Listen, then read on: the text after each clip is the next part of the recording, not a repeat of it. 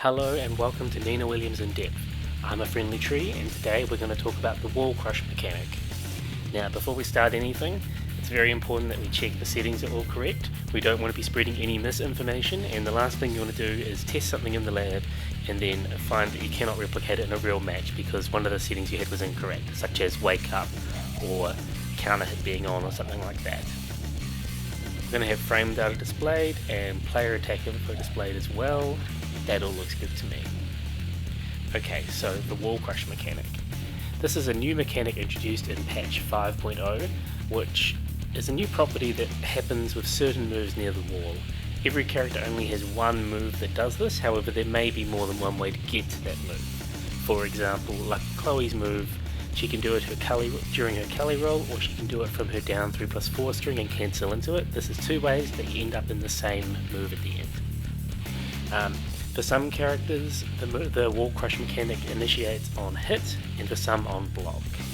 And also for some characters, this has effectively become a buff to them, because where they didn't get much before, they'll get massive frame advantage. And for some characters it's a nerf, because where they got guaranteed hits before, they now just get massive frame advantage. So yes, what happens is, depending on the move, on hit or block, the opponent will be pushed against the wall and they'll be staggered. So Nina's, for example, is on block. Anyway, let's talk about that in a moment. The move that Nina has been allocated to wall crush is her bombshell blasts, which is forward 1+2. There it is, bombshell blast, forward 1+2. So this might seem familiar to you because, as you can see in the move list here, it's also her wall bounce. So without further ado, that's the move. Now, doing it at 20 frames, it'll do the wall bounce. Doing it fully charged, 33 frames you can see, also the wall bounce. But if we're going to the wall crush mechanic, if I do it at 23 frames, it does not come out. If I do it fully charged, it does. And that's the wall crush stagger, where they fall to the ground there. So that's the new mechanic. You can see here, it's got them at +16. If we do it away from the wall, we can see, so to do this mechanic, it's got to be fully charged, and you'll see them stagger away. So this is a change to the input, change to what happens even mid-screen. And you can see it's +11 here, 33 to 34 frames initiation, so it could be +11 or +12, with a decent amount of pushback. Like if I do this, if I do that, I'm pretty sure the opponent will be able to backdash what I do here. Yeah. So it's not too useful mid-screen, but what we had before was only +8, and about the same pushback. So it's much the same. Now if we go near the wall, you notice it was +16 before, but the frame data can actually vary a lot. So if we, okay, so +16 there, we're going to do standard approach. No, we're just going to do it like this. Okay. Guardle. So if we get them here, so close. There. So what's going to happen? Damn it! What's going to happen is they're going to bounce. Well, they're going to be knocked back by this move, and as long as they get knocked back into the wall, the wall crush mechanic will start. And because it can start at later frames during that pushback, and it's not on the first frame of impact from the move, the frame data can vary a lot. So we saw it was +16 before, but if I do it here, it's just not going to reach. Okay, we'll do it here.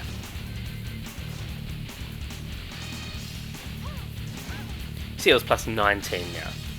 So I think it can actually be as much as +22 from what I remember.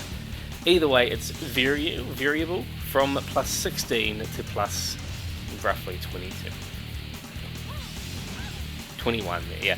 So you can see you get massive frame advantage here, but of course the positioning away from the wall is also going to differ. So if you do it when you're close to the wall, you're close enough to them to do things as well. Whoops. But if you do it and you recover about there, this is really not going well for the demonstration, guys. Bear with me. Bear with me.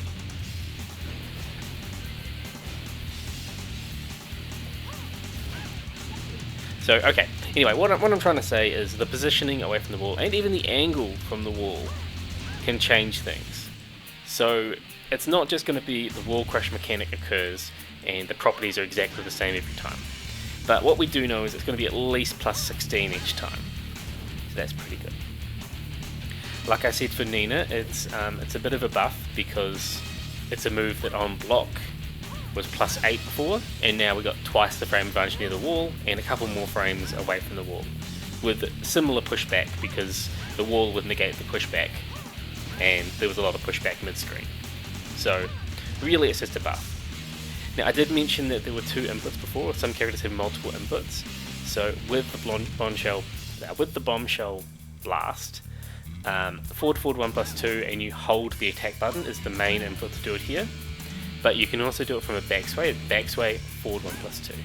And I'm just going to show my command history so you can see here that I'm doing a single forward. So I'm not tapping the forward.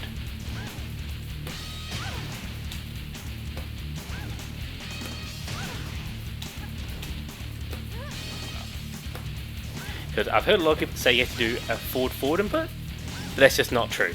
It'll work, but you just need that second forward input, and you just got to time it right. So you need to be in the backsway for long enough.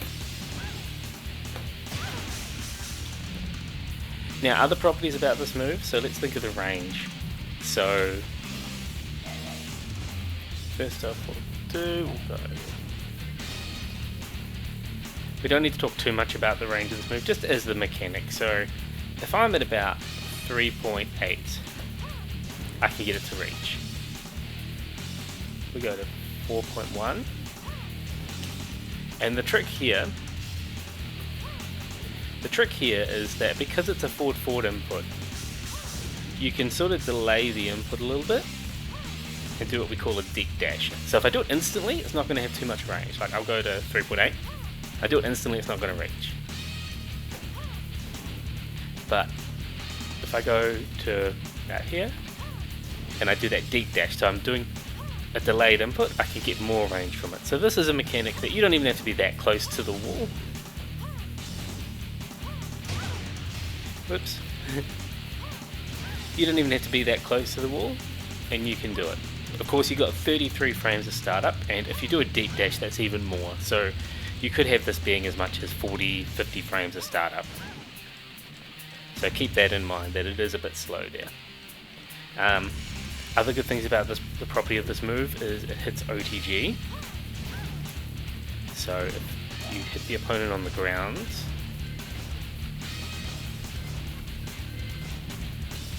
for whatever reason, and you're thinking, I'm going to do the wall crush mechanic because if they get hit, you get a wall bounce. If they block, you get frame advantage. And if they stay grounded, they also get hit. So that makes things very good here.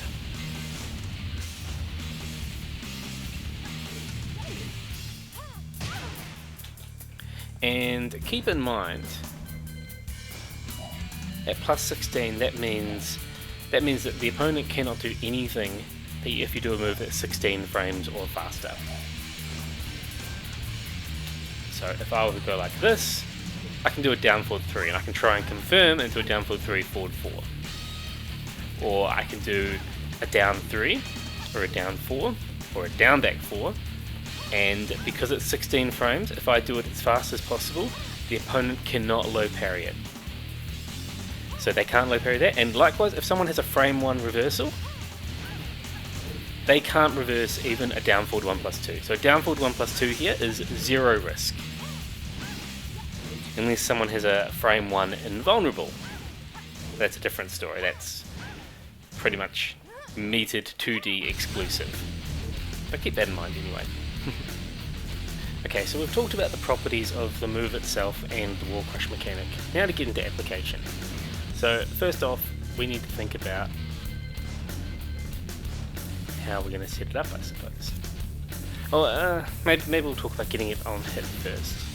Get it connected. So first off, you got to think, like I've just said before, it's going to be at least plus 16, which means there's no attack that most characters can do to interrupt something 16 frames or faster. But you also need to consider that that means that they can't do anything for quite a while. If they're plus 16, it means that most characters don't have a physical attack they can do until you do a 26 frame move. So there's not much that you're going to do with Nina. Oh, side steps don't count, a lot of them. There's not much that you're going to do with Nina that is slower than 26 frames. You'd have to really be delaying things. So, well, there we go. Even that is too fast. So even that they won't be able to jab to beat. So with that in mind, you can, most of the time, very risk-free, do something like a down forward 1+2, or a down back 3, or a down 2, things like those. They're going to be able to low parry, but that's about it. Down 3 if you don't want them to low parry, but of course if they do block it they can launch you. But you could do down 3-4, then they could risk ducking, you know the normal stuff. Anyway, so that's a big part of it. Now the other thing is sidestep 1.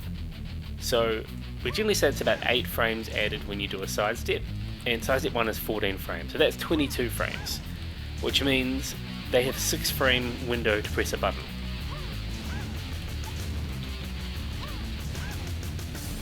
And that's quite important, that 6 frame, because for most characters, Power Crush and Rage Art come out, well, the Power Crush activation or the Rage Art armor activation comes out in 8 frames.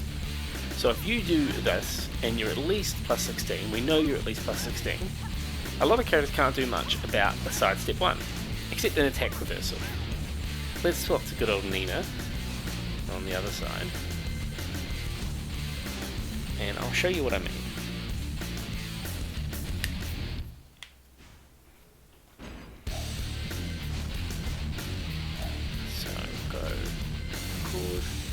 Another quick tip: if you're trying to record something, something into something, making it whiff will have similar recovery to it being to it being blocked, opposed to it being hit. So it's much easier to time things if you whiff one button into another. So silly me. Okay, here we go. So I'll do Power Crush. You can see I can't beat it there. And Nina can do Power Crush from crouch. A lot of other characters can't. And Rage. You can see the activation, but you can see it still gets beaten. So sidestep 1 beats Power Crush and Rage Art. And a lot of characters can't even do a Power Crush because they're in a crouch. So very worthwhile keeping that in mind. Do remember attack reversals and frame 1 invulnerables that 2D characters are lucky enough to have, but for much of the cast you can go straight into your sidestep 1 pressure there. Now we've got Gargle. I mentioned before as well that the Charge Bombshell Blast has 2 inputs, forward 1+2. It's also got quarter circle back, forward 1+2. So you can do this as part of your wall pressure with sidestep 1. Oh, if you time it right.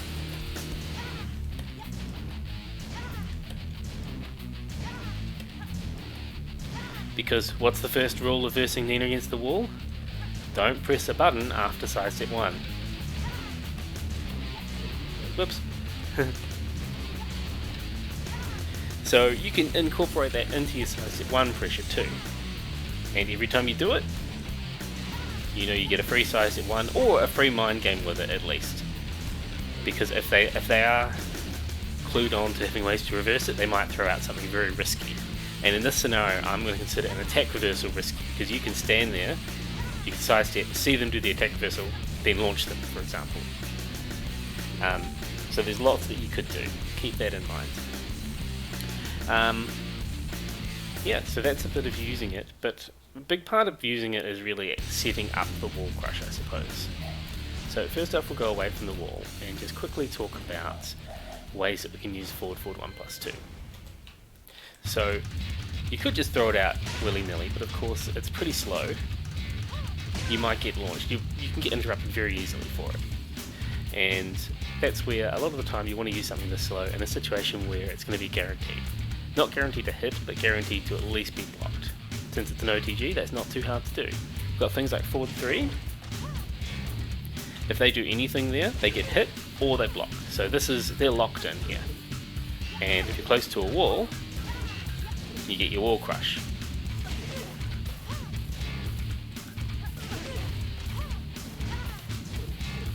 Yeah, that's good. Other things like while standing 1/1+2, if you time that right, you can make it so it's the same situation for them.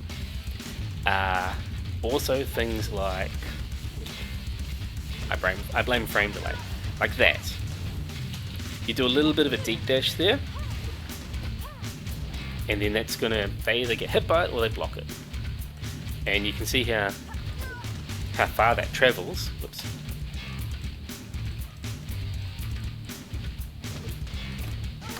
Why am I so bad at this today?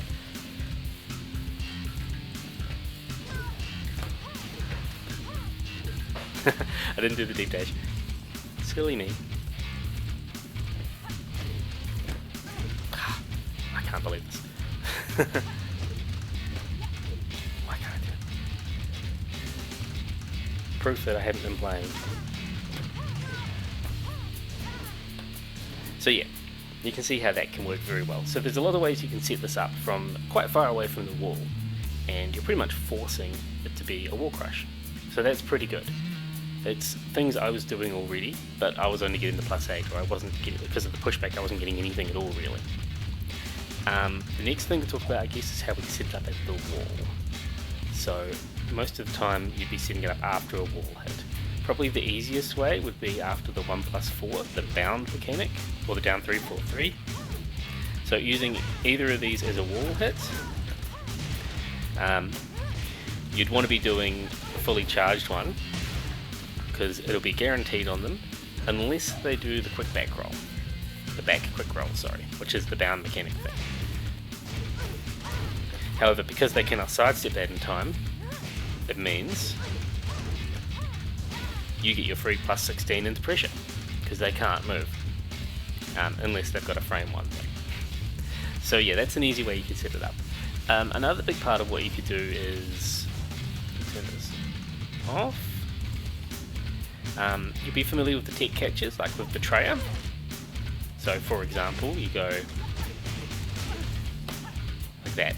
So what you'd be looking for is you see them tech roll and you do the Betrayer, like this.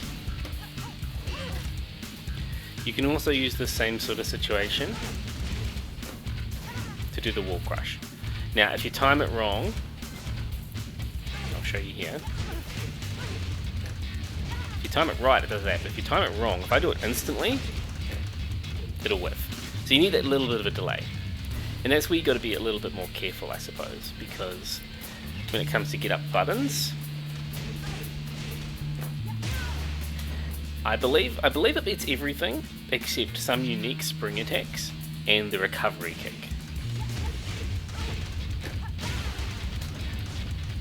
Yeah, so recovery kick will lose to, like that. But I mean that's where you can do backsway on its own, and then you get a wall splat. So you want to really delay it there, because you want to really confirm what they're going to do.